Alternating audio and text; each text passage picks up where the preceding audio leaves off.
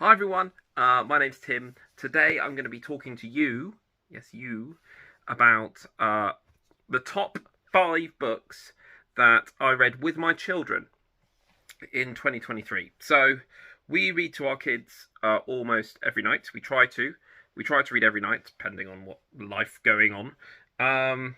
And this list is going to be books that take several nights to read, not just a one and done story.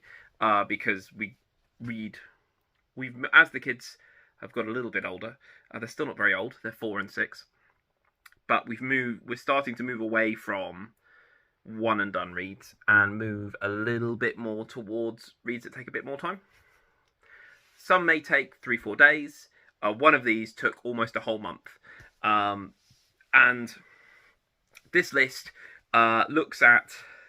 takes into account both the enjoyment of the children, but also the enjoyment of us, me and my wife, reading the stories. Because some books the kids really like, and they're so boring to read over and over and over again, especially the shorter ones. So, yeah, these are just my thoughts on the top 5 that we read last year.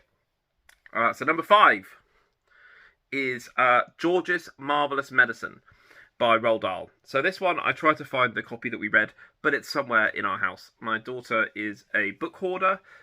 She steals them and secretes them away somewhere and hides them and is like saving them for a rainy day. Or she has several books in her bed as like backup books in case she's feeling a bit sad and she wants to cheer herself up. Or she just has separate collections of her favourites. It just means her room's a bit of a death trap. But, so I couldn't find that copy. So, George's Marvellous Medicine is one of the shorter Roald Dahl books. And I remember reading it as a kid and not really remembering a ton about it. And reading it to our children was interesting because the story is George makes a medicine and it does loads of crazy things to his grandma, who's really not very nice, and then he tries to remake it, and every time it goes a bit differently. So the first chunk of this book is just him making the potion, and it's him putting a load of stuff in, and it's just a big list. It's just a big list of random, not quite branded items in different rooms in the house. And the kids found this just funny, like the idea of putting shoe polish in a potion, or bleach, or toilet cleaners, or pepper, and all kinds of stuff that he puts in different rooms in the house. And I thought, okay, this is just a long shopping list. This isn't the most interesting thing to read. And then he gave it to the grandma. And this was when it really activated. The story really shot up, especially for the kids. So, because all of this crazy stuff happens to the grandma. She grows really tall and steam comes out her ears and all this kind of thing. And the kids loved it. They were acting it out, everything that was happening, and they were just so into the story. And then when George's dad was like, oh, you need to remake this medicine. So he kept trying to remake it. The kids were trying to remember what had been missed. So, like, we were reading it in, like, poster number 2 or 3 or whatever it was. And my daughter was like, he didn't go to the bathroom, he didn't go to the bathroom. Because in the bathroom he got a load of stuff. And he'd missed that out. And they were just so engaged and loved what was happening when they fed it to the chicken and the rooster. They were so into it. And I think we could definitely read it again. And they would get as much, if not more, out of it. Because they kind of anticipate what's coming with the grandma. Number 4 is The Magic Finger by Roald Dahl. My wife loves Roald Dahl, so we have a lot of Roald Dahl in the house. And this is one where I remember reading this as a kid, sitting on the floor in my bedroom, kind of in the doorway, and I read it in one sitting. And reading it as an adult, I thought, it's fine, but it really triggered something in the kids. Like, it really got into their head, because they could, you know, afterwards, after we read, we're like, oh, what did you like about this bit? We kind of asked them, just to make sure that they knew what was going on. They knew this inside out. They loved this. So,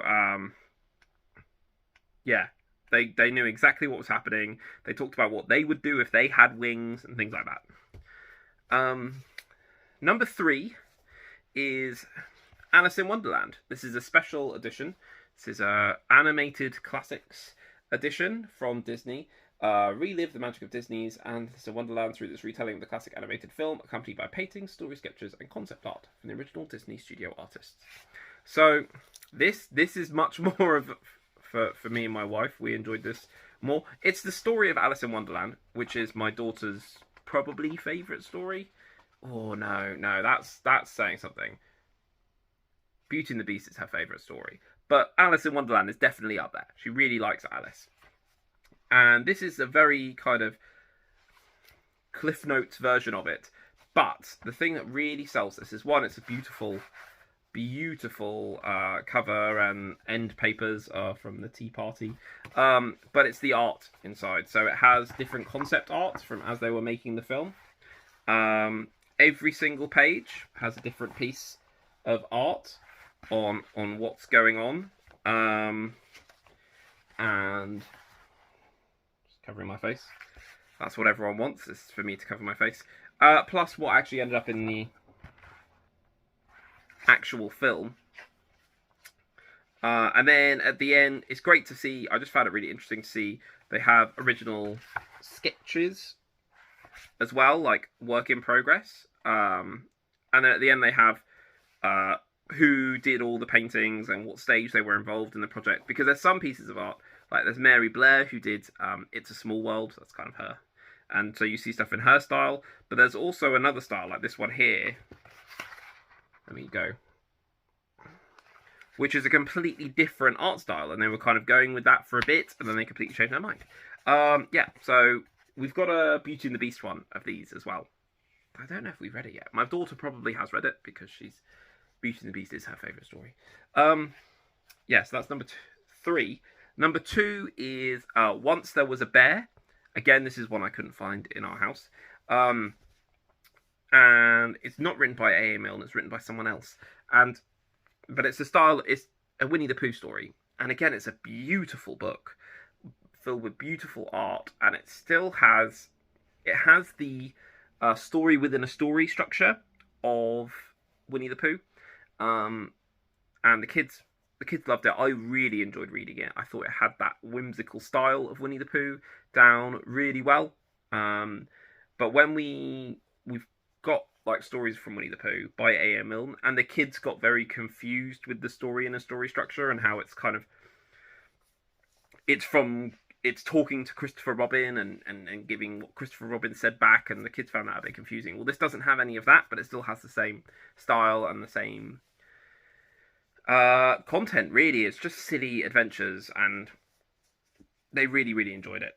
And then number 1 is a book that the kids loved, it's a book my wife loved, and it's a book that I loved. It's The Christmasaurus by Tom Fletcher. So this isn't The Christmasaurus. This is the trilogy of Christmasaurus books that we bought after Christmas because the kids loved it so much. And it was super cheap from the works. But that's why it's in its shiny plastic packaging. I talked about this in my December wrap-up, but we read this a chapter a day for a whole month. And it was... The kids were completely enraptured by it. Even now, they still play Christmasaurus sometimes, where my son pretends to be the dinosaur and my daughter just hangs on for dear life, like on the sled. But yeah, this was perfect for children and for adults to read. It had a surprising amount of depth to it.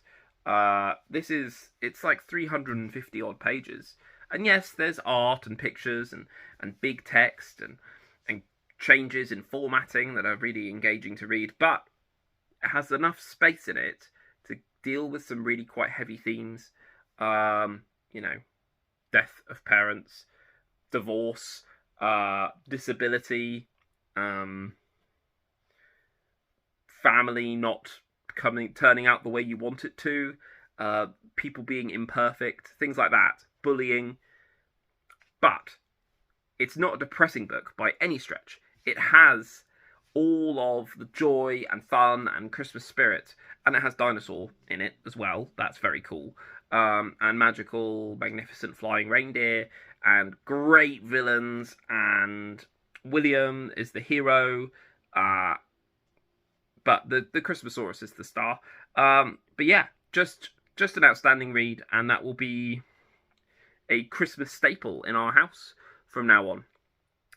So there's lots of other good stories that we've read, some other not so good stories. But yeah, we try to read to our kids every day, and I think you should too. And this is just a quick list for you parents out there on some books that we've read and really enjoyed. So anyway, I hope you enjoyed that. Please give this video a like. Please comment underneath. Please give me a subscribe. I'd appreciate it. And I'd also appreciate if you get out my house.